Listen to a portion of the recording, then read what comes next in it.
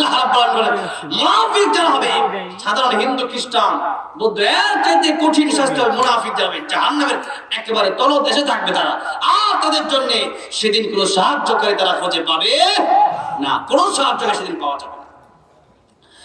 আমার ভাইরা মুরব্বি বাবাজিরা, বলতেছিলাম এমন একজন শহীদ হবে, এত গুণ, শহীদ হলেই জান্নাত, এত বড় একটা কাজ যে ব্যক্তি করবে, এরকম একজন ব্যক্তিকে আল্লাহ রাব্বুল আলামিন কিয়ামতের দিন প্রথমে তাকেও ডাকতে হবে। এই তিন ব্যক্তি, একজনকে দানবী, একজন আলেম, আর একজন হচ্ছে কি শহীদ। শহীদকে আল্লাহ ডাকবেন আর জিজ্ঞাসা করবেন তুমি কেন শহীদ হয়েছিলে? আল্লাহ রাব্বুল আলামিনের কাছে বলবেন আল্লাহ তোমার দ্বীনের জন্য শহীদ হয়েছিলাম। আল্লাহ বলবেন তুমি মিথ্যা কথা বলছো, তুমি দ্বীনের জন্য শহীদ হও নাই, তুমি এই জন্য শহীদ হয়েছো দুনিয়া থেকে ইন্তেকালের পরে, দুনিয়া থেকে শহীদ হওয়ার পরে মানুষ তোমাকে বলবে শহীদ হয়েছে লোকটা, তোমার নাম বলবে, দুনিয়াতে বহু নাম বলেছে, আজকের কঠিন কিয়ামতের ময়দানে সেই দুনিয়ার নাম দিয়ে কাজ হবে না। আজকে যাও তুমি চিরস্থায়ী, তুমি সেই জান্নাত যেই জাহান্নাম বানিয়েছি যা লোক দেখানো আমল করে তাদের জন্য, সেখানে আজকে তুমি জাহান্নাম, সেই জাহান্নামে তুমি যাও। আমার ভাইরা মুরব্বি বাবাজিরা, এই জন্য আসল লোক দেখে না আমল করা যাবে না।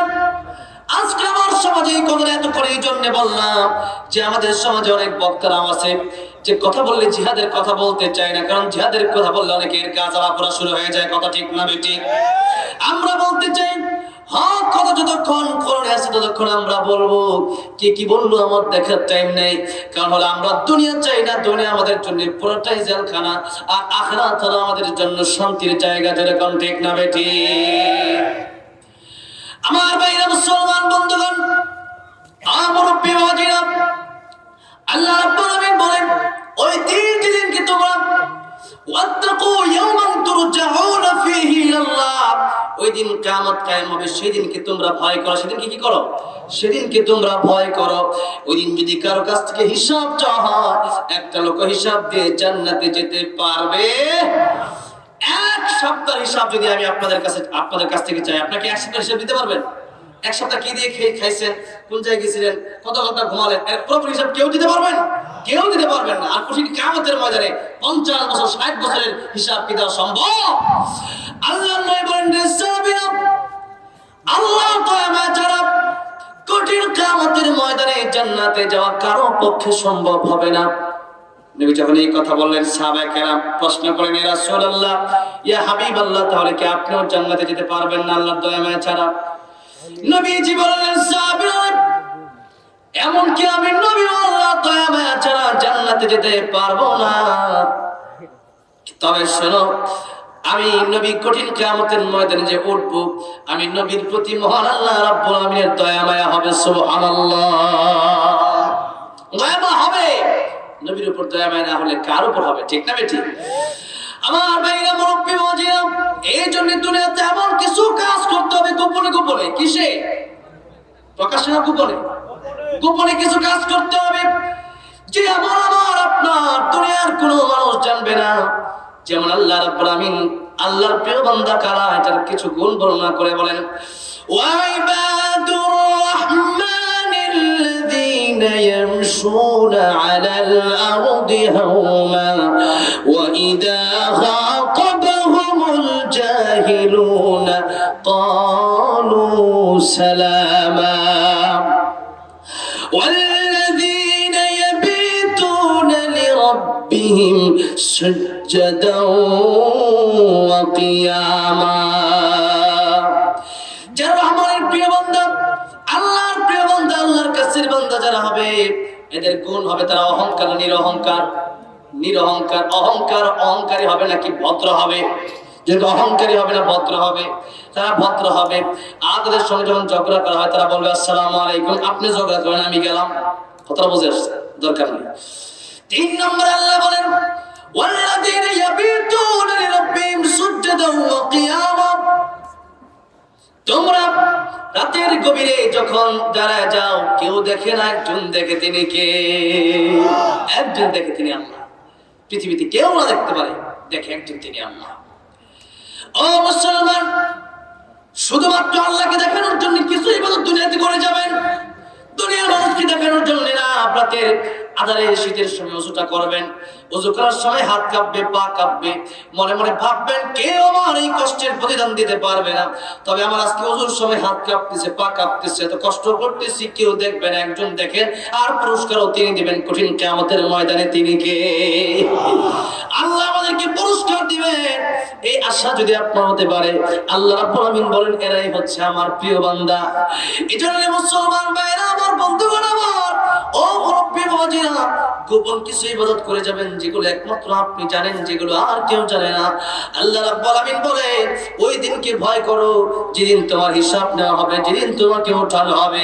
যদি কারো একটা আমার আল্লাহ রাব্বুল আলামিনের কাছে ভালো লেগে যায়, কঠিন কিয়ামতের ময়দানে আল্লাহ সেই উসিলায় তাকে জান্নাতের মেহমান বানায় দিবে। তাহলে পুরো জীবনে নেক আমল দিয়ে যেতে পারবেন নাকি একটা বিশেষ আমল দিয়ে যেতে পারবেন? আল্লাহর দয়া মায়ের সাথে একটা গোপন বিশ্রাম কেবলমাত্র কার জন্য হয়েছিল? আল্লাহর জন্য। কার জন্য হয়েছিল? কিয়ামতের কঠিন ময়দানে আল্লাহ রাব্বুল আলামিন জাহান্নামের ফয়সালা করে দিবেন একজনের জন্য। জাহান্নামের ফয়সালা যেই মাত্র হয়ে গেছে, এখন আল্লাহ বলবেন ও ফেরেশতা তাকে নিয়ে যাও জাহান্নামের দিকে। যেই মাত্র জাহান্নামের দিকে যায়, এমন সময় তাকে দেখে আল্লাহর একজন ওলি, সে জান্নাতের টিকিট পাইছে। কিসের টিকিট? জান্নাতের টিকিট পাইছে। যে মাত্র দেখলো জান্নাতের টিকিট পাইছে, লোকটা দেখে চিনতে পারলো, লোকটা তো আমার বড় চেনা লোক। লোকটা কি চেনা? হুজুর আপনি কি আমাকে চিনতে পেরেছেন? কে তুমি? হুজুর দুনিয়াতে আপনি বিপদে পড়েছিলেন, ওই বিপদের মুহূর্তে পানি তৃষ্ণার সময় আমি আপনাকে পানি দিয়েছিলাম, পানির জন্য আপনি ছটফট করতেছিলেন, আপনাকে পানি দিয়েছিলাম, পানি পান করিয়েছিলাম। তুমি কি হয়েছে? হুজুর আজকে বড় বিপদে পড়েছি, আজকে কঠিন কিয়ামতের ময়দানে আমি জাহান্নামের আমার জাহান্নামের ফয়সালা হয়ে গেছে।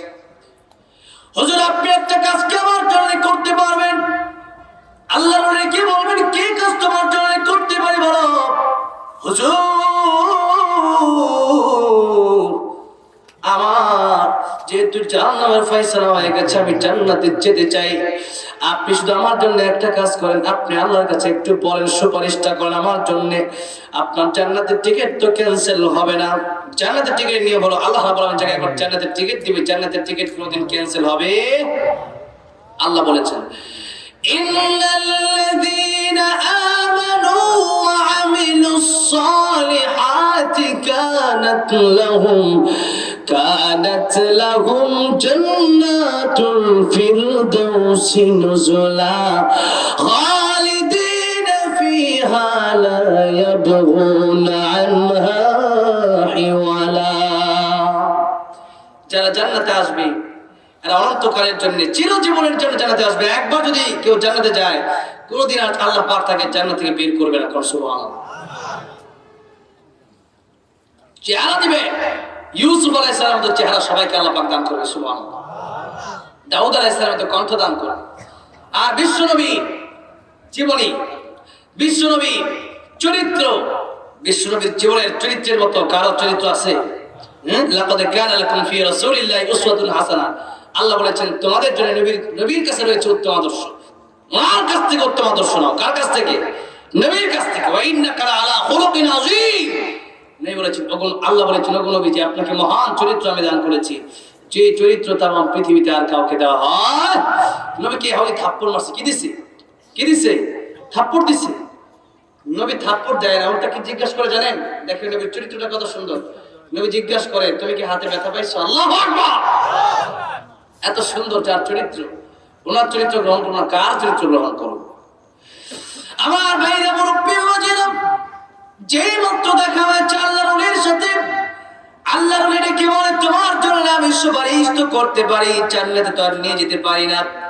আল্লাহর কাছে ডেকে বলল, হে প্রভু, এই লোকটাকে তুমি পারো না জান্নাতে দিতে? এই লোকটা দুনিয়াতে আমাকে উপকার করেছিল, এক বোতল পানি আমাকে পান করিয়েছে, তুমি কি আজকে আমার সুপারিশে পারো তাকে জান্নাত দিতে? আল্লাহ ডেকে বলো, আমার ওলি, ও আমার প্যারা বান্দা, তুমি আমার কাছে তার জন্য সুপারিশ করবে, এই জন্য এই রাস্তা দিয়ে তাকে আমি আল্লাহ এতক্ষণ পাঠাইছি। আজকে তোমার সুপারিশের বিনিময়ে এক মৃত্যুর 1 মাস পরে তোমাকে দুনিয়াতে পান করার কারণে তোমার সুপারিশ আমি আল্লাহ গ্রহণ করে নিলাম, এর বিনিময়ে 10 দুনিয়ার চাইতে বড় একটা জান্নাত আমার বান্দাকে আমি আল্লাহ উপহার দিয়ে দিলাম। আমার ভাইরা মুরব্বী বাবাজিরা, এই জন্য কিছু আমল করবেন যে আমলটা কেউ জানবে না, একমাত্র আল্লাহ জানবে। যেরকম কে জানবে? আল্লাহ জানবে আর আপনি জানবেন। ও আমার ভাই, ও মুরব্বী বাবাজিরা, এই জন্য মানুষের উপকার করবেন। অনেক সময় মানুষের উপকার করে না, মানুষ কেন করে না? উপকার করলে উপকারে গায়ে লাথি, উপকারে কি লাথি, কিসে লাথি? গায়ে লাথি দেয় তো অনেক সময়। উপকার করলে ওটা ক্ষতি করে না, করে। এরপরে মনে কষ্ট নিবেন না। আপনি উপকার করছেন বান্দা, আপনার উপকার করবে একজন, তিনি কে? আল্লাহ আপনার উপকার করবেন। আপনি খারেজ যাবেন, আপনি বাইরে হবেন না উপকার থেকে, আপনাকে উপকার একজন দিবে, তিনি কে? আল্লাহ। কেউ আপনার নামে গীবত করছে, আপনি তাকে উল্টা গালি দেওয়ার দরকার নাই। যদি কেউ গীবত করে, আর গীবত কাকে বলে? আমাদের সমাজে তো এখন গীবত বেশি, গীবত কম না বেশি? বেশি। চায়ের দোকানে দোকানে গীবত হয়, একটু করে খেলা দেখবে সেখানেও গীবত হবে। হ্যাঁ, যেরকম ঠিক না ঠিক। তো এই জন্য এই যে গীবত হয়, চা খেতে খেতে গীবত। এখন গীবত কাকে বলে একটু বোঝেন, একটা মিনিট বুঝাই দিই। গীবত হয় একজন লোক বাস্তবে একটা দোষ করেছে, ওই দোষটাই আপনি গিয়ে বললেন আরেকজনের কাছে, তার গোপনে। তার সামনে বললে গীবত হবে না, কিন্তু তার গোপনে গিয়ে বললেন আরেকজনের কাছে। লোকটা তো চুপ, লোকটা তো কি চুরি করছে, লোকটা তো গতকাল জিনা করছে, লোকটা তো সুদখোর। আপনি আরেকজনের তার নামে বদনাম বলতেছেন, এই যে আপনি গীবত করলেন। এই গীবত যারা করলেন, এরা এত বড় অন্যায় কাজ করলেন। দুনিয়াতে আপনার মরা ভাইয়ের গোশত আপনি খাইলেন। কেউ কি পছন্দ করে? আল্লাহ বলেন, কেউ কি তো পছন্দ করে যে তার মৃত ভাইয়ের গোশত সে খাবে? আপনাদের কারো ভাই মারা গেলে আপনি কারো গোশত কেটে খাবেন কেউ? এটা কি এটা কেমন খুব ভালো কাজ? আপনার তো মানুষ মারবে মারবে মারবে না, তো ভাইয়ের গোশত তুমি খাও কেন? মরা ভাইয়ের গোশত কেউ খাবে? এটা অপছন্দ করে মানুষ। আল্লাহ এরকম গীবতটা যদি কেউ তোমরা পছন্দ করো, তোমাদের মরা ভাইয়ের গোশত খাওয়া, তাহলে তোমরা গীবত করো। এটা তো দুনিয়ার শাস্তি। পরকালের শাস্তি হলো যারা গীবত করবে, এদের পরকালের শাস্তি হলো এদেরকে পরকালে ডাকা হবে। কার কার গীবত করেছে ডাকা হবে। এর মধ্যে আপনি তার গীবতকে বান্দার হক নষ্ট করেছেন, বান্দাকে কষ্ট দিয়ে। আল্লাহ বলেছিলেন, উনি কি করতেন জানেন? উনি মানুষকে যখন তার নামে গীবত করতো, তখন তাকে গিয়ে টাকা দিত, পয়সা দিত, তাকে মানে বিভিন্ন খাবার টাবার দিত। তো জিজ্ঞেস করা হলো, আল্লাহ বলি আপনি আমাকে খাবার দেন, এর মানেটা কি? বলা হলো, তুমি যেমন না গীবত করতেছো, তার মানে আমার সমস্ত গুনাহ তোমার কাছে, তোমার সমস্ত আমল আমার কাছে। সুবহানাল্লাহ। এই জন্য আমার ভাইরা মুরব্বী বাবাজিরা, আপনার নামে কেউ গীবত করতে পারে, আমার নামেও প্রতিদিন হাজার হাজার মানুষ গীবত করে, আমি এতে রাগ করলে লাভ কি? আমার নামে গীবত করে আমার বিরুদ্ধে মানুষ কথা বলে, কিন্তু আমার বিরুদ্ধে বললে আমি রাগ করি না। কারণ হলো এই যে নামাজ পড়তেছে, দান করতেছে, আবার আমার নামে গীবত করতেছে, সব তার নেকিগুলো কার কাছে আসতেছে? আমার কাছে আসতেছে। আপনার নামে গীবত করা মানে আপনার কাছে সমস্ত নেকি আসতেছে। বলবেন হুজুর, যেই লোক গীবত করে ওটা কি আবার নেকি করে নাকি? নামাজ পড়ে, এটা নামাজই পড়ে না, তার নেকি আসবে কোন জায়গা থেকে? কঠিন কিয়ামতের ময়দানে আপনাকে ডাকা হবে, যার নামে গীবত করা হলো। আর যিনি গীবত করলেন তাকেও ডাকা হবে। আল্লাহ রাব্বুল আলামিন তাকে ডাকবে, বলবেন তোমার নেক কেমন আছে? থাকলে তো তারা দিয়ে দাও। আর যদি না থাকে, যার নামে গীবত করলো, আপনি জিনা বাস্তবে করছেন জিনা, এখন এটা গার্জিয়ানের কাছে বলছে, এখন আপনাকে ডাকা হবে, তোমার নামে গীবত করছে। বলে হ্যাঁ আল্লাহ গীবত করছে, কিছুই তো করতে পারি নাই। আল্লাহ বলবেন তোমার গীবত সে করছে, তুমি না দেখতে পারো, আমি আল্লাহ কিন্তু ঠিকই দেখছি, তোমার গীবত ওই দোকানে বসে করছে। এখন আসো, দুইজনই আসো, যে গীবত করেছো তোমার সমস্ত আমল দাও। বলে আল্লাহ আমলই তো নাই। হ্যাঁ আমলই তো নাই, গীবত তো সাধারণ গীবতই করছে। আল্লাহ বলবেন যার গীবত করা হয়েছে, তোমার সমস্ত নেক আমল তোমার কাছে, তো তোমার তো নেক আমল তোমারও নাই। এখন এক কাজ করো, তোমার যত গুনাহ আছে, যার নামে গীবত করছে, তোমার যত গুনাহ আছে, তুমি যে গীবত করছো তার সব দিয়ে তুমি জান্নাতে চলে যাও। সুবহানাল্লাহ। এই জন্য আপনার নামে গীবত বলছে, দরকার নেই মারামারি করতে থাকুক, আপনার সমস্যা নাই। কারণ কিয়ামতের ময়দান তো একদিন আসা যাবে, কোন ঠিকটা বেঠিক। আমার দেশের আজকের যুবকেরা সম্পদ বেড়ে খায়, বোনের সম্পদ নিজে নেয়, এমন কম না বেশি? হ্যাঁ আপনাদের এলাকায় নাই মনে হয়, আমাদের এলাকায় আছে, আপনার এলাকায় একবার নাই। আমার বাইরে মুরব্বী বাবাজিরা, আপনাদের পায়ে হাত দিয়ে আমি বলি, এরকম বোনের হাত কেউ নষ্ট করবেন না, আরেকজনের জমি কেউ মেরে দিবেন না। এটা যদি করেন কঠিন কিয়ামতের ময়দানে আল্লাহ যদি বলে, আল্লাহ যদি এই কথা বলেন যে আমি তো সব গুনাহ মাফ করে দেব, ইন্নাল্লাহা লা ইয়াগফিরু আন ইউশরাকা বিহি ওয়া ইয়াগফিরু মা দুনা যালিকা লিমান ইয়াশা। আল্লাহ বলেন আমি শিরক ছাড়া আমি আল্লাহ চাইলে সব গুনাহ আমি মাফ করে দিতে পারি। তা আল্লাহ চাইলে তো সব গুনাহ মাফ করে দিতে পারে, ঠিক না ঠিক? কারণ তওবা যদি আপনি করেন তাহলে আল্লাহ সব গুনাহ আপনার মাফ করে দিবে। কিন্তু এখন বিষয় হলো আপনি যদি বান্দার হক মেরে খান, বান্দার হক যদি বান্দার জমিনের বান্দার টাকা নেবেন। আমি মানুষের কাছে লক্ষ লক্ষ টাকা পাই, আমার টাকা দেয় না, এরকম এখানে অনেকে বসে থাকতে পারেন যারা অনেকের কাছে টাকা পান, টাকা দেয় না। এখন যাদের টাকা পয়সা দেয় না আর যারা দেন না তারা কিন্তু বড় বিপদে আছে। তারা মরার সাথে কবরে আযাব শুরু হবে। তাদের কি শুরু হবে? তারা ইন্তেকাল এখন হবে, এখন থেকে কবরে আযাব শুরু হবে। কারণ আল্লাহ আপনাকে মাফ করে দিল, বান্দার হক তো আপনি দিয়ে দিতে পারেন না। এজন্য বান্দার হকগুলো দিয়ে দেবেন। কারণ জমি নিয়ে থাকলে আবার কালকে রেজিস্ট্রেশন করে দিয়ে দিবেন, হুজুর বলছে দিয়ে দিতে। আর যদি না যান, আমার কথা হলো ফাযাক্কির ইন্নামা আনতা মুযাক্কির লাস্তা আলাইহিম বিমুসাইতির। আমার কথা হলো বলা, আপনাদেরকে আমরা মানা। যদি না মানেন কোরআন থেকে কথা বলার পরে আমার কিছু করার নাই। এটা নবীর দায়িত্ব ছিল। নবীকে আল্লাহ বলেছেন ফাযাক্কির ইন্নামা আনতা মুযাক্কির। আপনি বলেন, আপনি উপদেশ দেন, আপনি ওয়াজ করেন, এই জন্য আপনাকে পাঠাইছি। আর আপনি যদি ওয়াজ না করেন, উপদেশ আপনি ওয়াজ করেন আর আপনি মানুষকে মারার দরকার নাই, আপনি শাসক নয়। ফাযাক্কির ইন্নামা আনতা মুযাক্কির লাস্তা আলাইহিম বিমুসাইতির। আমি আপনাদেরকে মারতে পারবো না, দুইটা বাড়ি দিতে পারবো না, কিন্তু কথাটা বলার যোগ্যতা আমার আছে না নাই? এই জন্য এই যোগ্যতা আমাকে আল্লাহ দিয়েছে। আমার কাজ হলো আমি আপনাদেরকে সতর্ক করে দিচ্ছি, কঠিন কিয়ামতের ময়দানে কবর থেকে শুরু হবে। আল কবরু রাউযাতুম মির রিয়াজিল জান্নাহ আও হুফরাতুম মিন হুফারিন নার। আপনার কবরটা আপনার জন্য জান্নাতের বাগান হবে, আর নয়তো আপনার কবরটা আপনার জন্য জাহান্নামের গর্ত হবে। সুতরাং সেখান থেকে আযাব শুরু হবে আপনি যদি মানুষের হক মেরে থাকেন। এই যদি মানুষের হক মারা যাবে, কারণ জমি নেওয়া যাবে, কারণ জমি নেওয়া যাবে না। আল্লাহর সাথে যা হয়েছে এটা আপনি আল্লাহকে বলেন। আল্লাহ তো তাম দুনিয়ার সবার সাথে মায়া দয়া মায়া বেশি। আল্লাহ দয়া মায়া কম না বেশি? জনগণ কম না বেশি? আল্লাহ তুমি দয়ার সাগর রহমানুর রহিম, তোমার দয়ায় পূর্ণ আমার সারা নিশিদিন। আল্লাহ আমাদের সবাইকে মাফ করে দেন, করেন আমিন। আমার ভাইরা মুরব্বি বাবাজিরা এবার সামনের দিকে যাই। আল্লাহ বলেন না সাথে কিয়ামত আসবে। নবী বলেন মান মাতা ফাকাদ কামাত কিয়ামাতুহু। যার যেদিন মরণ হবে তার সেদিন থেকে কিয়ামত শুরু হয়ে যাবে। যার যেদিন মরণ হবে তার সেদিন থেকে কিয়ামত শুরু হবে। আমার ভাইরা, আমার মুরব্বি বাবাজিরা, এই জন্য আল্লাহ রাব্বুল আলামিন বলেন মৃত্যুর আগে মৃত্যুর প্রস্তুতি নিয়ে আসো। মৃত্যুর আগে যদি মৃত্যুর প্রস্তুতি নিয়ে আসতে পারো তাহলে কিন্তু যে মুহূর্তে তোমার ইন্তেকাল হবে তখন থেকে আযাব শুরু হয়ে যাবে। ওয়াজাআত সাকরাতুল মাউতি বিল হক যালিকা মা কুনতা মিনহু তাহিন। মৃত্যুর যন্ত্রণা এটা বড় ভয়ঙ্কর যন্ত্রণা। মৃত্যুর যন্ত্রণা এত বেশি, আল্লাহর নবী বিশ্বনবী রাহমাতুল লিল আলামিন, আল্লাহর পরে যার সম্মান, সৃষ্টির শ্রেষ্ঠ যিনি, যার উপরে আর পৃথিবীর কোনো সৃষ্টি হতে পারে না, তিনার ইন্তেকাল যখন হবে তখন মালাকুল মউত কেবলমাত্র বুকে হাতটা দিছে। কোথায় হাত দিছে? বুকে হাত দিছে। মাইকের অবস্থা এত খারাপ, মাইক পুরো 2 মাসে মনে হয় আমি পাইনি। আমার খবর হয়ে যাচ্ছে, আমার তো প্রায় 3-4 মাস লাগাতার প্রোগ্রাম, এরপর মাইকের সাউন্ড আমি পাচ্ছি না, একবারে সামনে গেলে হচ্ছে, এরপরে হচ্ছেই না। তো খুব কষ্ট হচ্ছে আমার। তো এই জন্য আলোচনা এখন শেষ করে দিব, 12টার আগ পর্যন্ত আমার সময়। কারণ আগামীকাল আবার কোথায় পোস্টারটা দেন তো, হ্যাঁ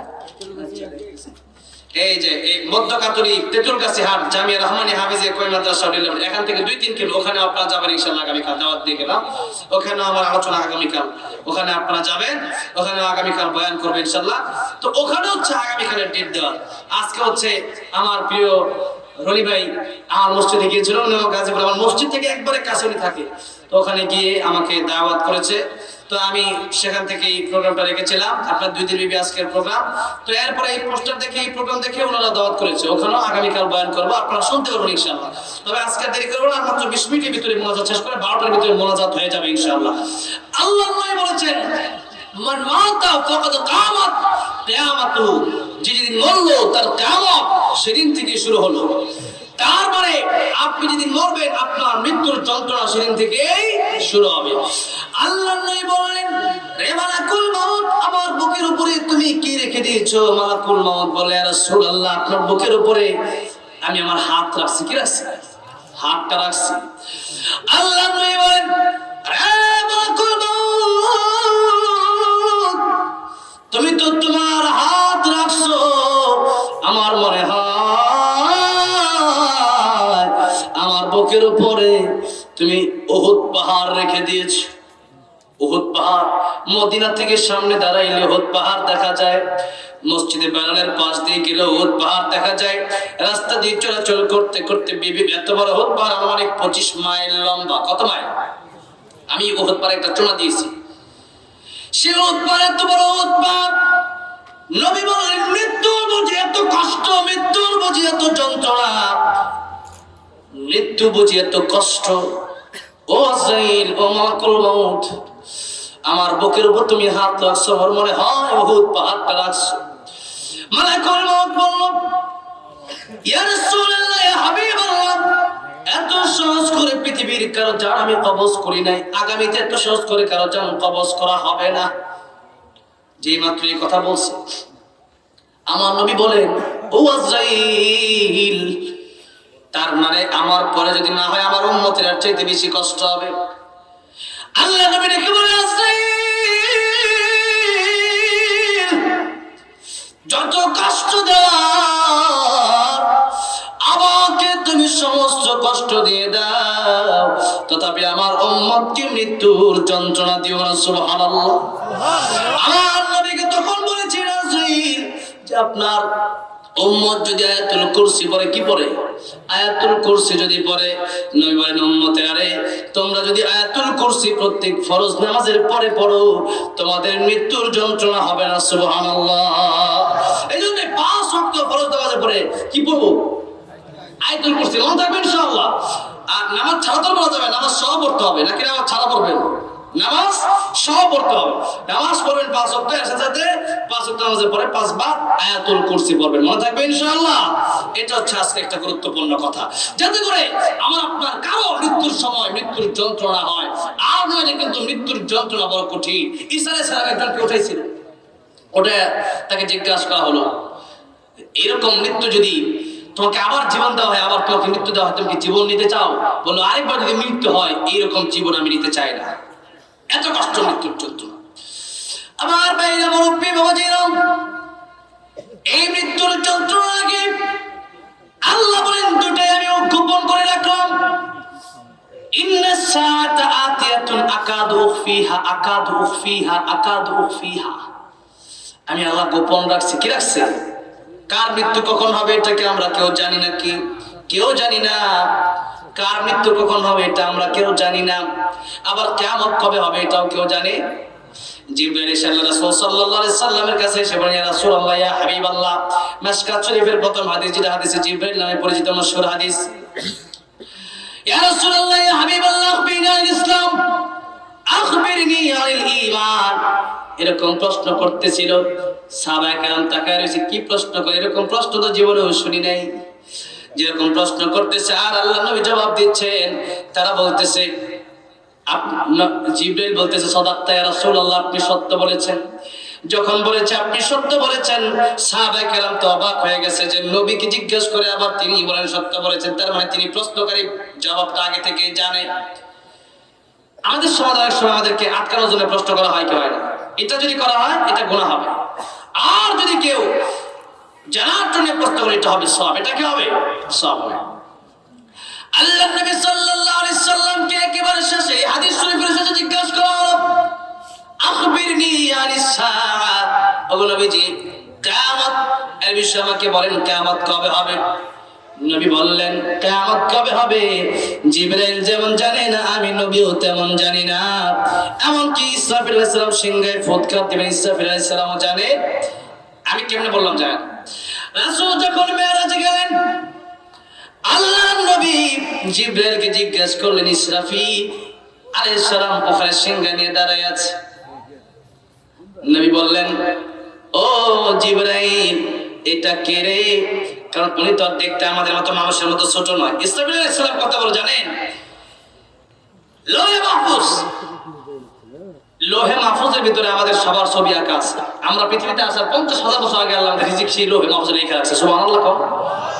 আমাদের সমাজে জন্ম নিয়ন্ত্রণের দরকার নাই। আপনার সন্তান যত হবে তার সন্তান আল্লাহ পাক সৃষ্টি করার আগে আল্লাহ পাক তার রিজিকের ব্যবস্থা করে রেখেছেন। কথা ঠিক না বেটি? সেই লোহে মাহফুজ, সেই লোহে মাহফুজ আল্লাহ পাক কোথায় রাখছেন জানেন? আল হুয়া কুরআনুম মাজিদ ফি লোহে মাহফুজ, কোরআন সেখানে আছে। সেই লোহে মাহফুজটা আল্লাহ পাক রাখছে ইসরাফিল আলাইহিস সালামের দুই এই যে চোখের ভ্রু আছে, এই দুই চোখের ভ্রুর মাঝখানে আল্লাহ রাব্বুল আলামিন ইসরাফিল আলাইহিস সালামের দুই ভ্রুর মাঝখানে লোহে মাহফুজ রাখছে। লোহে মাহফুজটা কত বড়? তামাম পৃথিবীটা যত বড়, আসমান থেকে জমিন পর্যন্ত যত বড়, লোহে মাহফুজটা এত বড়। কোন সুবহানাল্লাহ। এত বড় লোহে মাহফুজ, আর সেই লোহে মাহফুজ রেখে দিয়েছেন তার কপালে। তাহলে বুঝেন, যদি লোহে মাহফুজটা আল্লাহ পাক তার কপালে রাখেন, লোহে মাহফুজে পুরো পৃথিবীর সমান হয়, তাহলে ইসরাফিল কত বড়? সুবহানাল্লাহ। ইসরাফিল আলাইহিস সালামের এখানে আল্লাহ পাক লোহে মাহফুজ কেন রাখলেন? আর রাখার জায়গা ছিল না? ছিল। যখন আল্লাহ রাব্বুল আমিন বললেন ওয়াইদ কুলনা লিল মালাইকাতি ইসজুদু লি আদম ফাসাজাদু ইল্লা ইবলিস, বললেন তোমরা সিজদা করো আদমকে।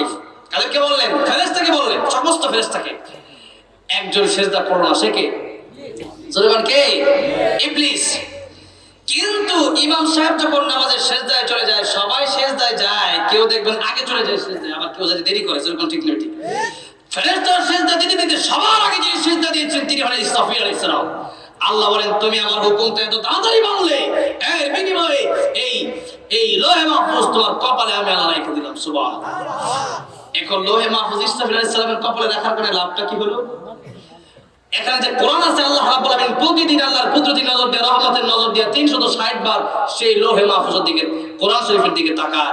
এর বিনিময়ে ইসরাফিল আলাইহিস সালামের চেহারার দিকে আল্লাহর কুদরতি রহমতের নজরটা পড়ে। সুবহানাল্লাহ। এতে ইসরাফিল আলাইহিস সালামের লাভ হয়েছে না লস হয়েছে? যেরকম লাভ না লস। আল্লাহর নবী জিজ্ঞেস করেন, আরে জিবরাইল, এত বড় দেখা যায় মূর্তির মতো, কোনো কথা বলে না, কোনো চোখকে পাতিও দেয় না, চোখটার পাতিও লড়ায় না, আরে জিবরাইল এটাকে তুমি আমারে বলো। জিবরাইল বলে হুজুর আপনি চিনেন না? নবী বলেন আমি কেমনে চিনবো? আমি কি আগে দেখছি নাকি? মেরাজে প্রথম আসলাম মেরাজে।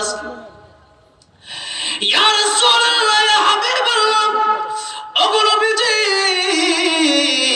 ইনি হলেন ইসরাফিল আলাইহিস সালাম, যিনি সিংহায় ফুৎকার দিবেন। পৃথিবীতে যতটা প্রাণী আছে তার সিংহে ততটা ছিদ্র আছে। সুবহানাল্লাহ। ইয়া রাসূলুল্লাহ, ইয়া হাবিবাল্লাহ, ইনি হলেন ইসরাফিল আলাইহিস সালাম। নবীকে ইসরাফিল আলাইহিস সালাম সিংহে ফুৎ দিবে যে, হ্যাঁ, একটা সালাম দিই, আসসালামু আলাইকা ইয়া ইসরাফিল। ইসরাফিল সালাম দিছে। ইসরাফিল আলাইহিস সালাম সালামের জবাব দিবে দূরের কথা, নবীর দিকে ফিরাও চায় না। আল্লাহু আকবার। নবীর দিকে ফিরাও দেখায় না। নবী কয় আবার দেই, আসসালামু আলাইকা ইয়া ইসরাফিল। আবার জবাব দেয় না, আবার কয় আসসালামু আলাইকা ইয়া ইসরাফিল। ইসরাফিল জবাব দিবে তো দূরের কথা, মুখটা লড়ায়ও না, চোখটাও লড়ায় না। নবী বুঝে ফেললেন কেন সালামের জবাব ইসরাফিল আলাইহিস সালাম দেয় না। নবী যেটাকে বলেন,